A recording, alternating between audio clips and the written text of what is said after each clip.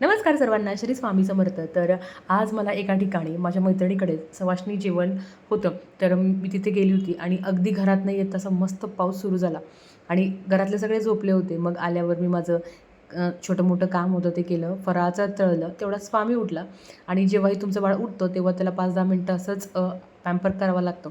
आणि खूप दिवसानंतर मी तुम्हाला गुपचूप माझ्या सासूबाई दाखवते आहे. बघून या. कधी त्या येत नाही, पण त्या दिवशी शूट केलं आणि ती क्लिप माझ्याकडे होती. म्हटलं चला तुम्हाला दाखवूया. आणि इकडे समोर जो भगवान विष्णूचा फोटो आहे तिथे स्वामी रोज नतमस्तक होतं आणि तो सांगतो मला, की इथे पाया पड, तिथे पाया पड. हेच त्याचं चालू होतं. तो त्याच्या आजीला पण तेच सांगत होता, की सगळीकडे पाया पड.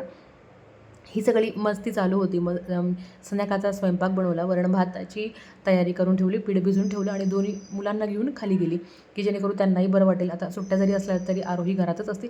लवकर शाळा सुरू होणार आहे. पण घरातही तिला बोर होऊन जातो आणि तो असला की तिलाही बरं वाटतं. मग दोघंजणं छान खेळले.